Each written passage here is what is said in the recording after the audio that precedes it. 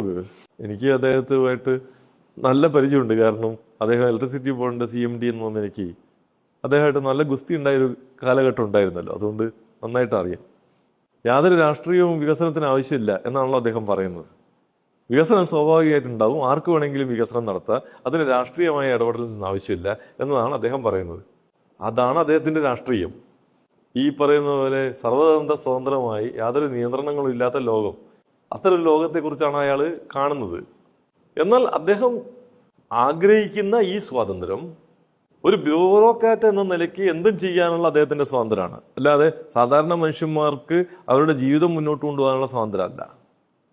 ഇപ്പം ഇലക്ട്രിസിറ്റി ബോർഡിൽ അദ്ദേഹം ചെയർമാനായി വന്നിട്ട് 2200 ഇലക്ട്രിക് വെഹിക്കിൾ വാങ്ങാൻ തീരുമാനിച്ചത് എന്തിൻ്റെ അടിസ്ഥാനത്തിലായിരുന്നു? അതിനകത്ത് എന്തെങ്കിലും കോസ്റ്റ് ബെനിഫിറ്റ് അനാലിസിസിൻ്റെ അടിസ്ഥാനത്തിലോ അല്ലെങ്കിൽ ബോർഡിന് എന്തെങ്കിലും ലാഭം ഉണ്ടാകും എന്ന് കണ്ടതിൻ്റെ ഭാഗമായിട്ടാണ്? അല്ലല്ലോ. അദ്ദേഹത്തിന് ടാറ്റ കൊടുത്തിട്ടുള്ള കമ്മീഷൻ്റെ അടിസ്ഥാനത്തിലല്ലേ? ടാറ്റ ഹാരിയറിൻ്റെ ഒരു കാറ് അദ്ദേഹത്തിൻ്റെ ഡ്രൈവറുടെ പേരിൽ എന്ന രൂപത്തിൽ സമ്മാനമായി വാങ്ങിക്കൊണ്ട് 2200 കാറിന് ഒരൊറ്റ കാറൊന്നും അല്ല, ഒന്നാം ഘട്ടത്തിൽ 10-65 കാറിനായിരിക്കും ഈ സമ്മാനം കിട്ടിയിട്ടുണ്ടാകുമെന്ന് ഞാൻ പ്രതീക്ഷിക്കുന്നത്. ആ നിലയിൽ കമ്മീഷൻ വാങ്ങിയിട്ട് പ്രവർത്തിച്ചൊരു മനുഷ്യനല്ലേ അദ്ദേഹം. ബോർഡിലെ ജീവനക്കാർക്ക് മുഴുവൻ ഒരു സുപ്രഭാതത്തിൽ അദ്ദേഹം യൂണിഫോം കൊടുക്കാൻ തീരുമാനിക്കുകയാണ്. കുൺസൈറ്റ് എന്ന് പറയുന്നത് നമ്മളൊന്നും അതുവരെ കേട്ടിട്ടില്ലാത്തൊരു കളറാണ് കുൺസൈറ്റ്. ആ കളറിലുള്ള യൂണിഫോം എല്ലാ ജീവനക്കാർക്കും കൊടുക്കുക, അത് ബോർഡ് തന്നെ വാങ്ങി കൊടുക്കുക. ബോർഡിൽ നേരത്തെ യൂണിഫോം ഉണ്ട്. ഇപ്പം ഫീൽഡിൽ പണിയെടുക്കുന്ന ലൈൻമാൻമാർ, വർക്കർമാർ തുടങ്ങിയ ആളുകൾക്കൊക്കെ യൂണിഫോം ഉണ്ട്, അല്ലാത്ത ജീവനക്കാർക്ക് യൂണിഫോം ഇല്ല. പക്ഷേ എല്ലാവർക്കും ഒറ്റ യൂണിഫോം. ഇത് സേലത്ത് ഏതോ കമ്പനിയിൽ കെട്ടിക്കിടന്ന ടീഷർട്ടുകൾ, അന്ന് ടീഷർട്ടിന് 1 കിലോ ടീഷർട്ടിന് 97 റുപ്യ 98 റുപ്യൊക്കെ വിലയ്ക്ക് തൂക്കി വിറ്റുകൊണ്ടിരിക്കുന്ന കാലത്ത് ഒരു ടീഷർട്ട് 250 റുപ്യ വിലയ്ക്ക് കച്ചവടമാക്കിയിട്ട് അതിന് ടെൻഡർ വിളിച്ചിട്ട് തീരുമാനമാക്കിയൊന്നുമല്ല. ഈ കൊൺസൈറ്റ്, ഈ പറയുന്ന പോലെ ഈ കൊൺസൈറ്റ് കളറിലുള്ള ഇന്ന രൂപത്തിലുള്ള ടീഷർട്ട് എന്ന് പറയുമ്പോൾ അത് സ്റ്റോക്കുള്ളവനല്ലേ തരാൻ പറ്റൂ. അത്തരത്തിൽ ചില കച്ചവടങ്ങൾ നടത്താൻ അദ്ദേഹം ശ്രമിച്ചതല്ലേ. ആ കച്ചവടം പൊളിഞ്ഞത് അത് നടത്താൻ കഴിയാതിരുന്നത് അവിടുത്തെ സംഘടനകൾ ശക്തമായി എതിർത്തുകൊണ്ടല്ലേ. ആ സംഘടനകൾ എതിർത്തത് അദ്ദേഹത്തെ സംബന്ധിച്ചിടത്തോളം രാഷ്ട്രീയമാണ്. കാരണം എന്താ, അദ്ദേഹത്തിന് ഉദ്ദേശിച്ച കാര്യം നടത്താൻ കഴിയാത്ത രൂപത്തിലുള്ള രാഷ്ട്രീയ ഇടപെടൽ അവിടെ ഉണ്ടായി എന്നതാണ് അദ്ദേഹം കാണുന്നത്. ശരി, സ്വാതന്ത്ര്യമാണ് വേണ്ടതെന്നാണല്ലോ അദ്ദേഹം പറയുന്നത്. മാതൃഭൂമി ചാനലിൽ 2022 മാർച്ച് മാസം 28-29 തീയതികൾ നടന്ന ദേശീയ പണിമുടക്ക് സംബന്ധിച്ചൊരു ചർച്ചയിൽ പങ്കെടുത്തതിനാണല്ലോ അദ്ദേഹം എനിക്ക് മെമ്മോ ഓഫ് ചാർജസ് എൻ്റെ പേരിൽ നടപടിയെടുക്കാൻ തീരുമാനിക്കുകയും ചെയ്യുന്ന ഒരു ഘടകം. ഒരു ചാനലിൽ ഒരു സംഘടനയുടെ പ്രസിഡന്റ് എന്നുള്ള നിലയ്ക്കാണ്, അല്ലാണ്ട് വ്യക്തിപരമായിട്ടല്ല. KCB ഓഫീസേഴ്സ് അസോസിയേഷൻ്റെ പ്രസിഡന്റ് എന്ന നിലയ്ക്ക് ആ സംഘടനയും കൂടി പിന്തുണയ്ക്കുന്ന ഒരു പ്രക്ഷോഭത്തിന് വിശദീകരിക്കാൻ വേണ്ടി ഒരു ചാനൽ ചർച്ചയിൽ പങ്കെടുത്തതിന് മെമ്മോ ഓഫ് ചാർജ് തന്ന വ്യക്തി ഇപ്പോൾ പറയുകയാണ് ഏത് ഉദ്യോഗസ്ഥനാണ്, ഉദ്യോഗസ്ഥന്മാർക്ക് സ്വാതന്ത്ര്യം വേണം, എന്തും പറയാൻ പറ്റണം. എന്താ പറയുന്നത്? മുഖ്യമന്ത്രിയെ അധിക്ഷേപിച്ച വർത്തമാനം പറയുന്നത്, അല്ലാതെ അദ്ദേഹം വർത്തമാനം പറയുന്നത് ഏതെങ്കിലും ഒരു നയത്തെ വിമർശിക്കുകയല്ല, വ്യക്തിപരമായി അധിക്ഷേപങ്ങൾ ചൊരിയുകയാണല്ലോ. അപ്പോൾ അദ്ദേഹത്തിൻ്റെ ഈ നിലപാടുകൾ മുഴുവൻ ഇരട്ടത്താപ്പാണ്. എന്തിന് ബോർഡിൽ മാത്രമല്ലല്ലോ, ബോർഡിന് പുറത്തു പോയിട്ടും അദ്ദേഹം തുറന്ന ഇതേ സമീപനം തന്നെയല്ലേ. അദ്ദേഹം വെയർഹൗസിംഗ് കോർപ്പറേഷൻ MDക്ക് കൃഷി വകുപ്പിൻ്റെ സെക്രട്ടറിയായി ചാർജ് എടുത്ത് ഉടൻ തന്നെ ഒരു ഡയറക്ഷൻ കൊടുക്കുകയാണ്. ഡയറക്ഷൻ എന്താ? കൃഷി വകുപ്പ് സെക്രട്ടറിയുടെ ഓഫീസിലേക്ക് ഒരു കാറ് ഉടൻ തന്നെ വാടകയ്ക്ക് വാങ്ങി എത്തിക്കണം എന്നാണ്. വാടകയ്ക്ക് എത്തിക്കണം. വെയർഹൗസിംഗ് കോർപ്പറേഷൻ MD അതിന് ഒരു കാറ് വാടകയ്ക്ക് എടുക്കണമെങ്കിൽ അതിനൊരു നടപടി പൂർത്തിയാക്കി വാടകയ്ക്ക് കൊടുക്കല്ലേ വേണ്ടത്. അതിനാവശ്യമായ കൊട്ടേഷൻസ് 3 കൊട്ടേഷൻസ് ആര് സംഘടിപ്പിക്കുന്നു? ഈ B. അശോക് തന്നെ കളക്ട് ചെയ്യുന്നു. നമ്മുടെ കൃഷി വകുപ്പിൻ്റെ സെക്രട്ടറിൻ്റെ പണിയാണേ ഏത് വെയർഹൗസിംഗ് കോർപ്പറേഷനിലെ ഒരു ടെൻഡറിൽ ആവശ്യമായ കൊട്ടേഷൻ സംഘടിപ്പിക്കൽ.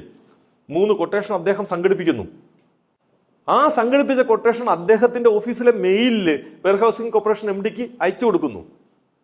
എന്നിട്ട് അതിൻ്റെ അകത്തെ ലോവസ്റ്റ് ആയിട്ടുള്ള ആള്, ലോവസ്റ്റ് എന്ന് പറഞ്ഞാൽ ഇയാൾ തന്നെ എഴുതി തയ്യാറാക്കിയ കൊട്ടേഷൻ ആണല്ലോ, അതിൻ്റെ ലോവസ്റ്റ് ആൾക്ക് കരാർ കൊടുക്കണം എന്ന് ഓഗസ്റ്റ് 1-ാം തീയതി ഡേറ്റ് വെച്ച് വിത്ത് എഫക്റ്റ് വെച്ച് കരാർ കൊടുക്കണം എന്ന് നിർദ്ദേശിക്കുന്നു. ഓഗസ്റ്റ് 1-ാം തീയതി ഡേറ്റ് വെച്ച് കരാർ കൊടുക്കുന്നു.